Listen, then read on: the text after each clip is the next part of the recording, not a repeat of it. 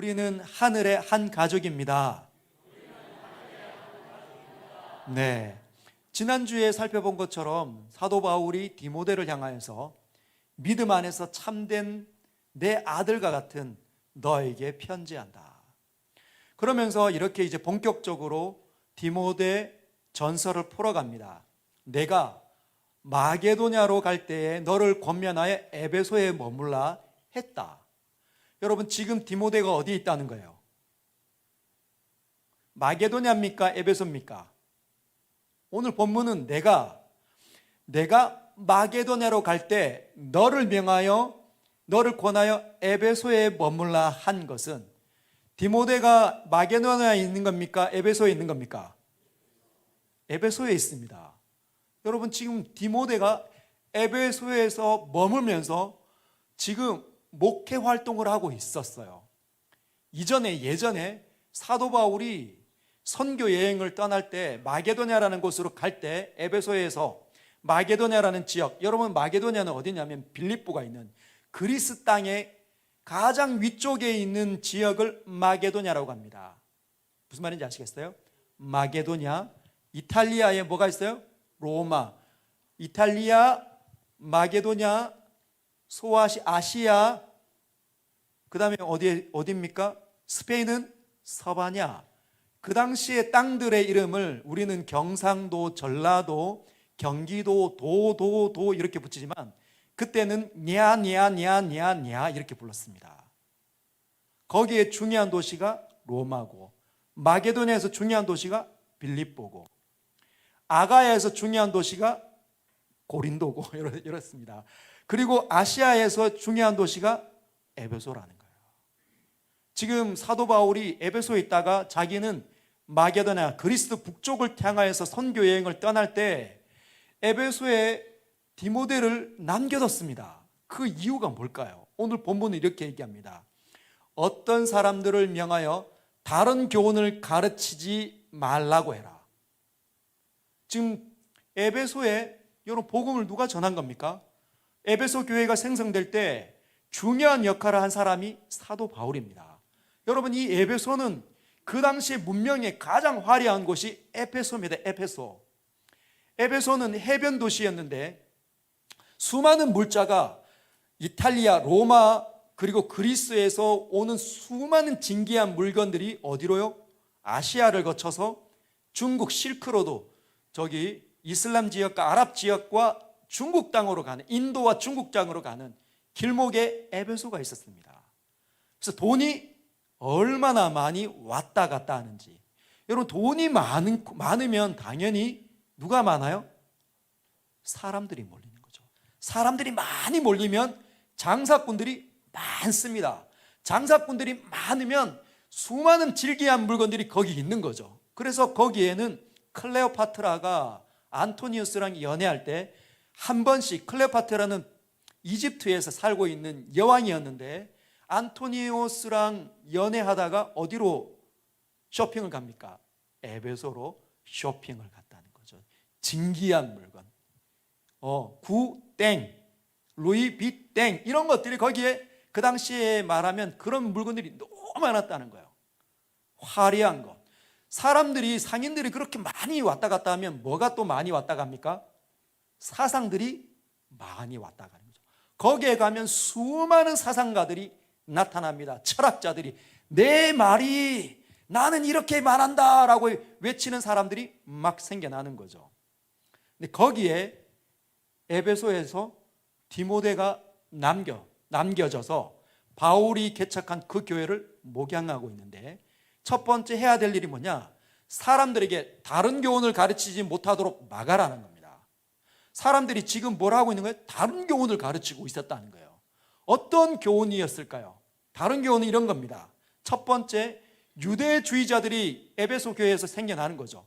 여러분, 에베소 교회 가운데 유대인들이 있었다는 겁니다.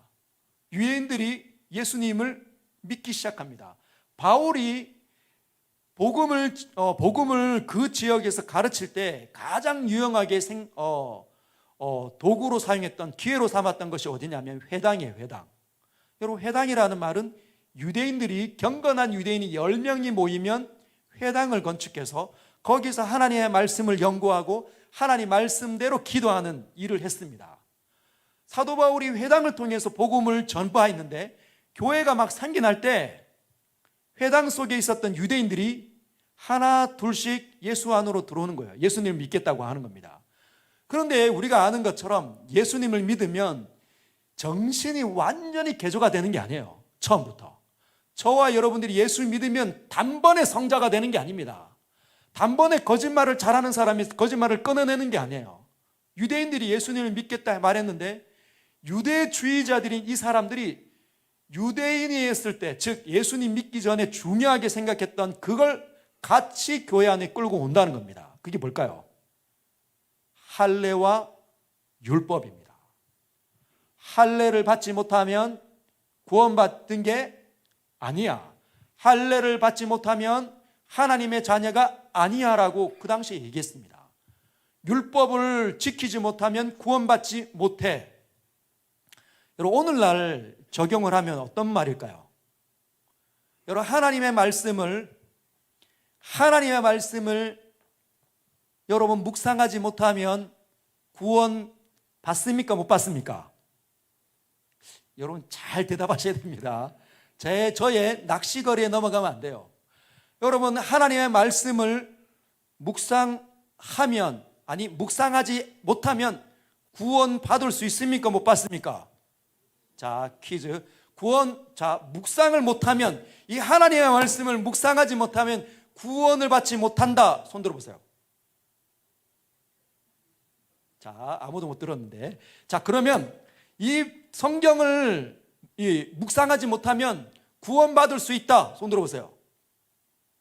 자, 지금은 이렇게 지금 자신감이 없어가지고 이렇게 걸쳐서 이렇게 드는데 많지도 않아. 그렇죠. 묵상하고 구원은 관계가 없습니다. 구원은 뭐에 관계 있어요? 그거 알아야 돼요. 그래서 여기에 다른 교훈을 가르치는, 제가 만약에 다른 교훈을 가르치면 여러분 손 들고 그거 아닙니다 이렇게 해야 된다는 거죠. 누군가가 다른 교훈을 가르치면 손 들고 이야기해야 됩니다. 여러분, 묵상이 굉장히 중요한 거지만, 하나님의 말씀을 주야로 묵상하는 게 너무너무 중요하지만, 이 묵상은 구원과는 상관이 없습니다. 구원은 뭐로? 예수 그리스도로 말미암아 우리에게 주어지는 거예요. 그분이 하나님의 어린 양으로 우리에게 오셔서 십자가에서 죽으시고 살과 피를 다 찢으시고 피를 흘리셔서 우리로 해서 대신 죽으신 겁니다. 이게 십자가의 대속이에요. 그리고 우리 몸에서 흐르는 이 사망의 권세, 저와 여러분들이 죽으면 막 어떻게 됩니까? 영원한 저주로 떨어지잖아요. 이 사망의 권세를 누가? 예수께서 부활하심으로 말미암아 사망의 권세를 깨뜨리셨다는 거죠. 그래서 예수로 말미암아 우리는 구원 얻습니다. 믿으십니까? 그런데 약간 우리가 이걸 틀면 하나님의 말씀이 너무너무 중요하니까 이 말씀을 묵상하지 못하면 구원받을 수 없습니다 이렇게 하면, 이걸 잘 배우지 못한 사람들은 그런 거 아닌가? 생각하면 안 된다는 거예요. 그러면 말씀은 뭐냐? 하나님의 말씀은 구원받은 사람이 하나님의 뜻을 더 많이 알고 이해해서 하나님의 뜻대로 이 땅에 살아가기 위해서 필요한 거예요. 중요한 겁니다. 무슨 말인지 아시겠어요? 우리가 새로 태어났지만, 하나님의 성령에 의해서 예수 그리스도를 만나서 새로 태어났지만 어디로 가야 하는지, 어떻게 살아야 되는지, 내 말은 어떻게 사용하고 하나님의 뜻을 어떻게 이루어야 되는지, 내 인생을 어떻게 귀하게 사용해야 되는지, 물질을 어떻게 나누고 써야 되는지 성경을 통해서, 말씀을 통해서 묵상할 때 알게 된다는 거죠. 그래서 중요한 겁니다. 자, 두 번째, 유대주의자가 그렇게 다른 교훈을 가르쳤고, 두 번째는 이원론자가 다른 교훈을 가르쳤습니다. 교회 안에 헬라인들이 막 들어오기 시작했어요. 여러분, 이곳이 어디입니까? 터키 땅이잖아요. 에베소는 터키 땅입니다. 수많은 진기한 이론과 철학자들이 막 난무하는 곳. 그래서 그때 헬라 철학의 중요한 한 이론이 뭐냐면 이원론이에요. 이원론. 여러분, 이원론 압니까? 굉장히 어려운 것 같지만 굉장히 단순한 겁니다. 이원론은 두 가지 양상이다, 이런 뜻이에요. 그냥 이원론이 어떤 이원론이냐, 인간에 대한 이원론이었다는 거예요. 인간을 이원론적으로 해석했다는 거죠. 어떻게? 육체와 영혼이 있는 것으로 구분했다는 거죠. 이게 뭐가 문제냐? 이원론인데 잘못된 이원론을 가르치기 시작했다는 겁니다. 성경도 우리를 어떻게 보냐? 3분으로 보기도 하고 이원론으로 보기도 합니다. 영혼과 육체로, 또는 영혼과 혼과 영과 혼과 육체로 이야기하시는 분들도 있죠. 어쨌든 그 당시에 이원론의 생각으로 사람을 이해했는데 영혼과 육체로 되어져 있다. 근데 잘못된 이원론이라는 거예요. 비성경적인. 어떤 게 비성경적일까요? 영혼은 죽어서 구원받는 게 영혼이니까 영혼이 더 고결하고, 육체는 어차피 여기다 쓰다가 사라지는 거니까 덜 중요하다. 이렇게 생각을 했습니다. 누가? 헬라인들이. 당시 그리스 철학자들이 사람들을 가르치니까 그 세계관이 사람들에게 들어와 있는 거예요. 교회 안에 들어왔는데 뭐라고 생각합니까? 그 이원론적인 생각으로 자기를 보는 거죠. 아, 그래, 우리가 죽어서 영혼만 구원받으면 되니까 이 육체는 어떻게 마음대로 살아도 돼. 마음대로 기들어도 된다는 거죠. 음란하고 게으르고 나태해도 된다. 그렇게 가르치는 사람이 생겨났다는 거예요. 심각하죠. 세 번째는 영지주의자들이 나타났습니다. 영지주의자들. 여러분, 영지주의자들이 이제 우리가 이번 주에 보겠지만, 이번 주는 안 나오군요. 다음 주에 우리가 사도행전 우리 8장 들어갈 때 시몬이라는 사람이 나타납니다. 이 시몬은 영지주의자의 첫 번째 사람, 이단입니다. 기독교 교회사 가운데 가장 첫 번째 이단으로 등장하고 교회를 흔들었던 사람이 시몬이에요. 시몬 베드로는 아닙니다. 시몬 마구스라고 하는 사람이 등장하는데, 그 사람이 어떻게 영지주의라고 얘기했냐? 영으로 하나님의 지식을, 계시를 받는다, 깨닫는다는 겁니다. 기도하면 뭐가 온다는 거예요? 계시가 임한다. 어떤 걸 중요시 여길까요?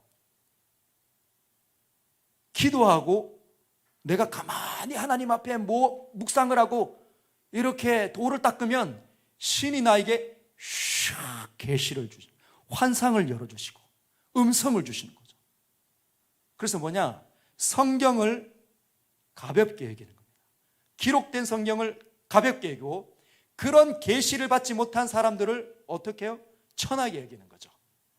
그런 사람들, 계시가 직통으로 확 와서 하나님의 소리로, 하나님의 예언으로 막 던지는 사람들이 어떻게 교회를 좌지우지한다는 거예요. 오늘날에도 잘못된 이런 신앙을 갖는 사람들이 교회 안에 꽤 있습니다. 왜? 우리가 기도원 운동이 한참 활발할 때가 있었거든요. 80년대, 90년대 이 초반에 기도원에 사람들이 바글바글했습니다. 가서 막 산기도 하고 나무 뿌리 잡고 막 캐면서 주여 주여 도와주십시오, 은혜 주십시오, 막 이렇게 했습니다. 왜 했습니까? 방언 은사를 받고 환상을 보고 병 고치는 은사를 받고 하나님의 능력을 체험하려고 그렇게 했다는 거죠. 그래서 그런 사람들이 한 사람 두 사람 밤을 새서, 겨울인데 비닐로 뒤집쓰고 막 밤을 철야를 세워서 그렇게 기도하니까 뭔가 희끄무리한 거 보고 그런 소리가 들리고 그런 체험을 하면 그런 사람들이 목에 이렇게 깁스를 하고 다니는 겁니다. 그래서 보통 사람들은 그렇게 기도 못 하잖아요. 아무리 기도하려고 해도 10분 지났는데 1시간은 한 것 같아. 막 몸이 막 뒤틀리고 힘드는 게 보편적인 사람들의 기도 습관인데, 그런 사람들이 기도의 그 줄을 잡는 사람들이 그런 체험을 하고 난 다음에 사람들에게 가서 집사님 그렇게 살면 안 돼요. 그럼 어떻게 합니까? 나는 한 번도 본 적이 없거든. 나는 방언도 못하고 체험도 한 번도 없는데 이 사람은 늘 체험하고 말하는 것이 얼마나 무서운지, 얼마나 진지한지 다 휘둘려 다닌다는 거예요. 그래서 폐단이 어떻게 갔냐? 집에 있는 재산을 다 팔아 그 사람에게 다 바치는 거죠. 그래서 그 80년대와 90년대 초반에 이단들이 굉장히 많이 생겨났습니다. 우리가 잘 아는 통, 신, 제이, 이런 사람들이 그때 발현된 거죠. 여러분, 이런 것들이 지금 시대만 있는 게 아니라 바울이 개척한 후에 교회 안으로 사람들이 들어오고 난 다음에 그 교회를 오염케 만들려고 하는 영적인 악한 세력들이 얼마나 많은지 몰라요. 그때부터 지금까지 교회가 존재하는 그 순간부터 마귀 사탄은 끊임없이 교회를 흔들려고 하고 교회를 왜곡시키고 교회를 오염시키고 교회가 하나님의 거룩함을 잃어버리도록 열심을 다해서 노력하고 있습니다. 그래서 그러면 우리가 해야 할 일이 뭘까요? 배우는 거예요. 배우는 거. 지식을, 하나님에 관한 진리를 습득하는 거죠. 오늘 본문을 이렇게 되어 있습니다. 내가 너에게 명한 것. 그리고 11절에 같이 한번 읽어볼까요? 11절 시작. 이 교훈은 내게 맡기신 바 복되신 하나님의 영광의 복음을 따름이니라. 여기 보면 이 교훈은 이렇게 되어져 있잖아요. 이 교훈은 영어로 번역하면 doctrine. 그게 뭐야? 교리. 지금 사도 바울이 지금 시기에는 이 디모데 전서를 썼을 때는 4차 선교 여행 중입니다.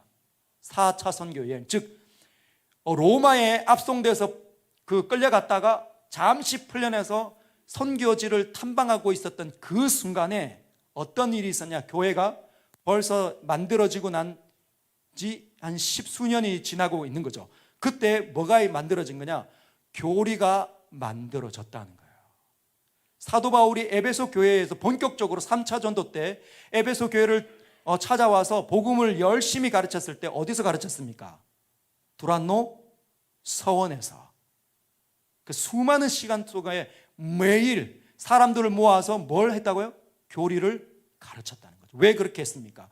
사도 바울이 이 교회를 다녀보고 이 교회를 세우고 이 교회를 세우고 교회를 세우고 2차 때 다시 방문하고 묻고 환경을 물었을 때 수많은 이론들이 벌써 복음으로 제대로 세웠는데 수많은 이론을 가지고 있는 사람들이 교회 안으로 들어오면서 혼탁해져 있는 교회를 보았기 때문에 체계를 다시 세우기 시작했다는 겁니다. 하나님에 관해서 사람이 왜 타락하게 되는지, 왜 예수께서 오게 되는지, 예수께서 하신 일이 무엇인지, 그리고 예수를 믿는 사람들이 왜 교회를 이루게 되었는지, 교회는 무엇은 역할을 하기 위해서 이 땅에 심겨지게 되었는지, 이 모든 것들을 체계적으로 가르쳐 왔다는 겁니다. 그게 교리라는 거예요. 영어로 말하면 systematic theology. 시스템이 체계적인 어떤 조직을 시스템이라고 합니다. 그래서 조직 신학이 뭐냐면 systematic theology라고 하는 거예요. 시스템적으로 만들어진 신학. 그게 조직 신학이죠. 그 조직 신학은 뭐냐? 창조부터 종말까지를 체계화, 교리를 체계화시켰다는 거죠.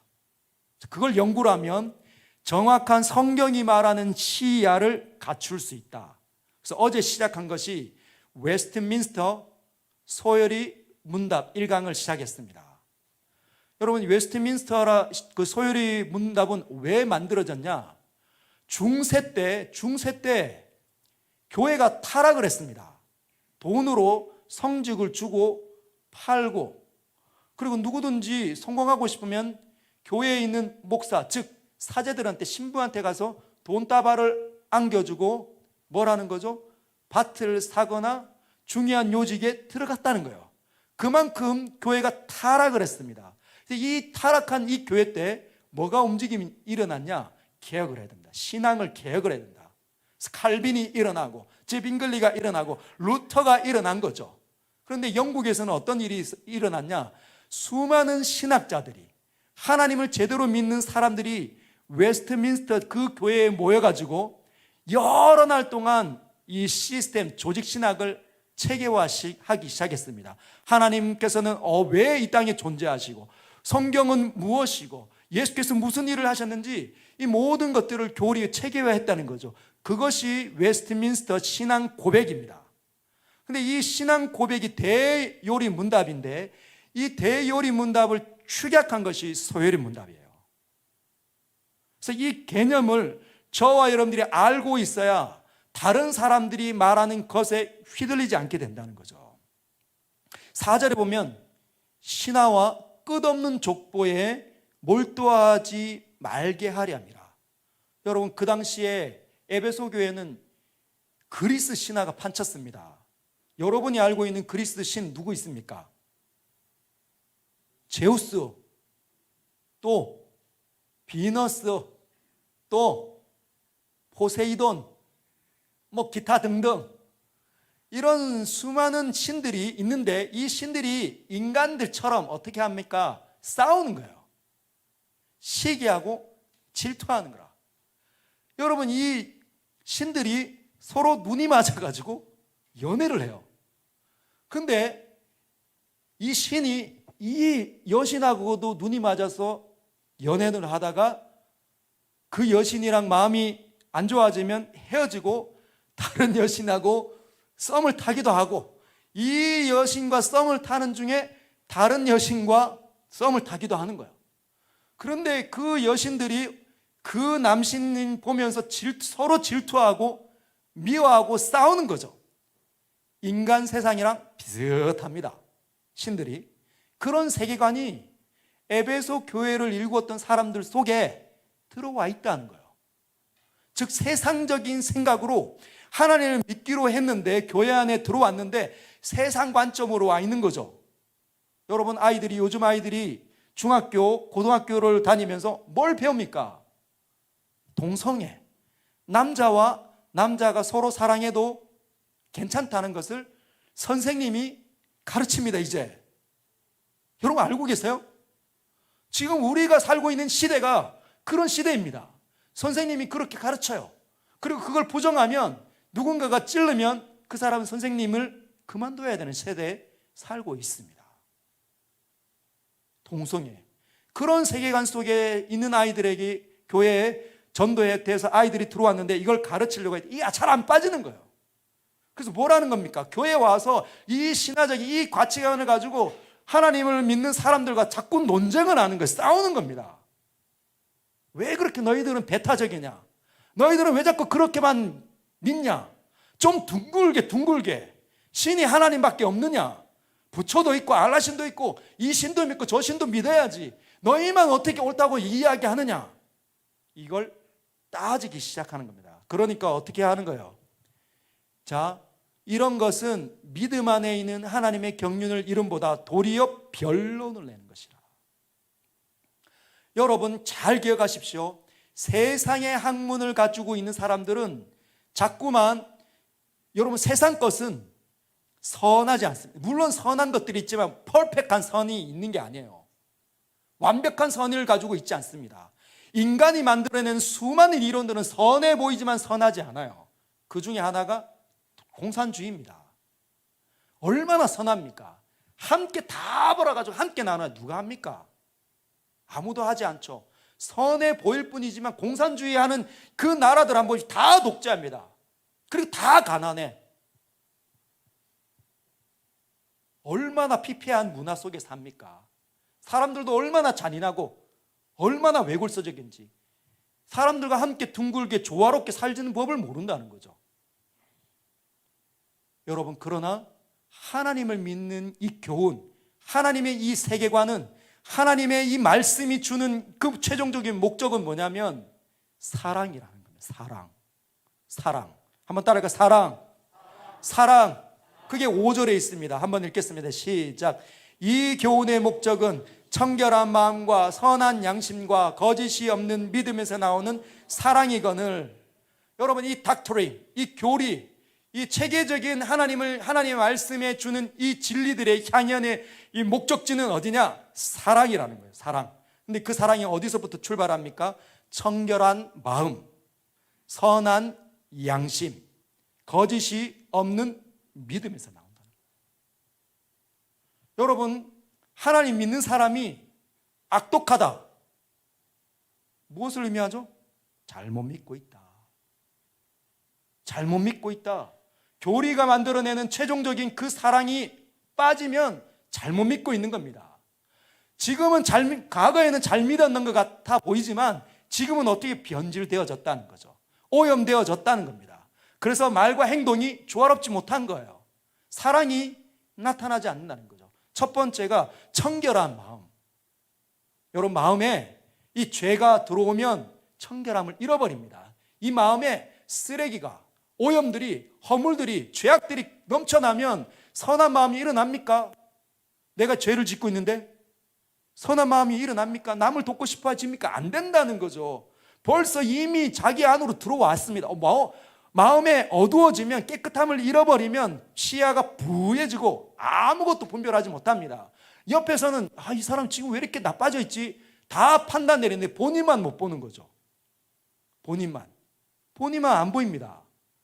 여러분 놀랍습니다. 진짜 본인이 나빠지면 본인만 몰라.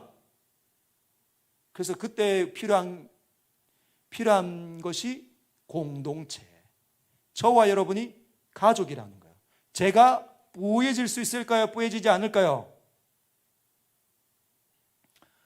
여러분, 목사들이 뿌얘지는 사람 있습니까? 없습니까? 못 봤습니까? 여러분 못 봤습니까? 여러분 인생에 목사였는데, 신실했는데 뿌얘지는 사람 못 봤습니까? 질 수 있다는 거죠. 저도 사람이고 목사인데 제가 하나님과 이어져 있는 이 선함이 중단될 수 있습니다. 언제? 하나님이 느껴지지 않을 때, 하나님의 은혜가 나에게서 중단될 때, 세상이 더 커 보이고 세상의 어려움에 내가 삼키면 여러분이 보고 있는 이 목사가 더러워질 수 있다는 거예요. 제가 더러워질 수 있으면 우리 장로님들, 우리 집사님들, 우리 권사님들, 우리 청년들 그렇게 될 수 있다는 겁니다. 그래서 뭘 해야 되냐? 교훈을 알아야 된다는 거예요. 교리를 알아야 된다는 거죠. 하나님의 진리가 어떻게 체계적인지 배워야 된다는 겁니다. 두 번째, 선한 양심. 여러분, 선하다라는 말은 좋다라는 뜻이에요. 한번 따라해 볼까요? 선한 것은 좋은 것이다. 선한 것은 좋은 것이다. 여러분, 좋은 마음에서 좋은 행동이 나오니까 그게 선한 거잖아요. 그렇죠? 양심이 선해지는 거예요. 이 양심은 어떤 걸 의미하느냐? 세상을 판단하는 기준이 양심입니다.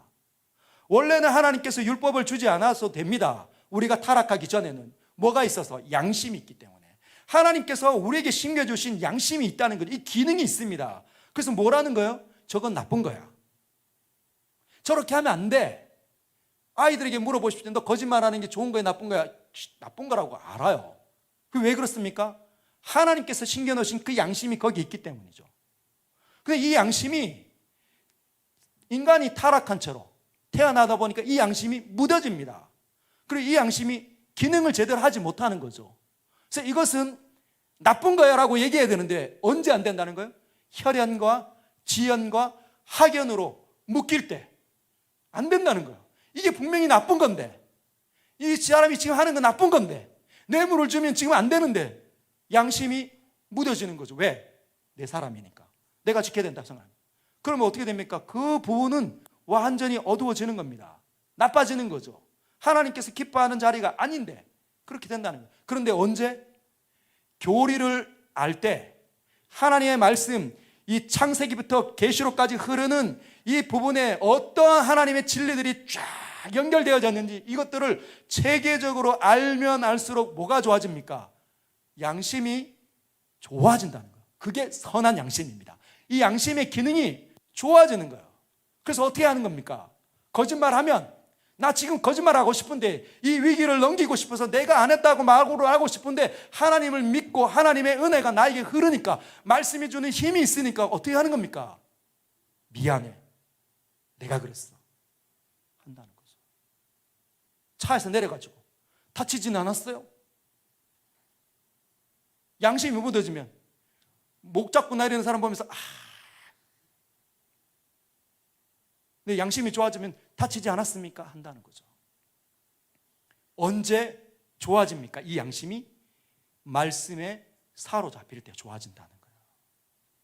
그리고 세 번째는 이 두 가지만으로는 안 됩니다. 마음이 죄가 없고 양심이 좋아지는 것으로만 되지 않아요. 뭐가 반드시 있어야 되냐? 거짓이 없는 믿음이 있어야 된다는 거죠. 할렐루야.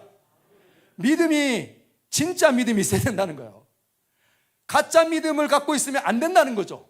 양심의 기능이 좋아졌는데, 죄는 저지르지 않는데 믿음이 없어. 하나님이 느껴지지 않아, 하나님을 인정하지 않는다면 그건 거짓 믿음입니다. 여러분, 이 교훈의 진리, 이 진리의 바른 목적은 뭐냐? 하나님을 온전하게 바라보도록, 하나님 마치 내 옆에 있는 것처럼 자각하고 느끼도록 만드는 것이 말씀이 주는 힘이라는 거죠. 교리가 주는 힘입니다. 여러분, 그 교리가 딱딱한 게 아니에요. 왜 딱딱합니까? 학문하는 신학자들이 그 학문적인 언어를 써가지고 그게 어려운 거지. 그리고 그걸 그렇게 그 신학자한테서 배워서 그대로 전달하니까 딱딱하고 재미없고 드라이하고 잠만 오니까 교리가 그런 것처럼 느껴지지만 교리는 그런 게 아닙니다. 교리는 거예요. 여러분, 하나님은 살아계십니다. 할렐루야. 이게 교리입니다. 그 살아계신 하나님께서 저와 여러분들을 선택하셨습니다. 할렐루야. 왜 선택했습니까? 복 주기 위해서. 어떤 복을 줍니까? 하나님 자기 자신이 함께 있는 엄청난 복을 주기 위해서 저와 여러분들을 선택했다는 거예요. 이게 교리입니다. 무슨 말인지 아시겠어요? 성경 속에서 드러나는 진리라는 거죠. 딱딱하게 가르치니까 드라이하고 딱딱하게 보일 뿐이지, 실제로 진리는 제대로 경험되면 우리를 흥분하게 하고, 우리를 웃게 만들고, 우리를 재밌게 만들고, 우리를 뛰게 만들고, 사랑하게 만든다는 거예요. 사랑이 흘러납니다. 하나님에 대해서 알면. 권사님, 요즘 힘드시죠? 이런 말이 나오는 거죠. 나만 힘들어 죽겠는데, 지금 내가 제일 힘든데, 너무 힘든데, 아무도 나를 몰라주는데, 내 남편도 나를 몰라주고, 내 부모도 나를 몰라주고, 내 자녀도 나를 몰라줘. 너무너무 힘든데 뭐 하는 거죠? 하나님을 내가 아니까 나보다 더 힘든 사람이 보이는 거예요. 가서 권사님 힘들지, 우리 힘내자, 이렇게 한다는 거죠. 사랑이 흘러나오는 겁니다. 여러분, 이 세상은 사랑을 잃어버린 거예요. 하나님을 잃어버렸다는 것은 사랑을 잃어버린 겁니다. 왜냐하면 하나님께서 사랑이시기 때문이에요. 사랑이 없기 때문에 싸우고, 사랑이 없기 때문에 용서로 뭐 안 되고, 사랑이 없기 때문에 사과하러 가지 못하는 거죠. 받아내지 못하는 겁니다. 그래서 미움이 온 세상에 쫙 깔려 있지 않습니까? 그런데 하나님을 다시 알면 다시 이어지고, 다시 연합하게 되고, 다시 사랑하게 되는 걸, 다시 손을 내밀게 되는 겁니다. 다시 하나가 되는 거예요. 여러분 가정에 위기가 있습니까? 여러분 가정에 진짜 위기가 있습니까? 너무너무 힘든 고난이 있고 정말 버티기가 어렵다고 생각하십니까? 하나님에 대해서 배우십시오. 그러면 그 하나님에 대한 그 배움이 여러분을 능하게 하고, 여러분을 살리고, 여러분을 여전히 거기에 있게 만드는 거예요. 할렐루야. 오늘 이 밤에 하나님의 거룩한 말씀의 사람들 되시기 주님의 이름으로 축복합니다.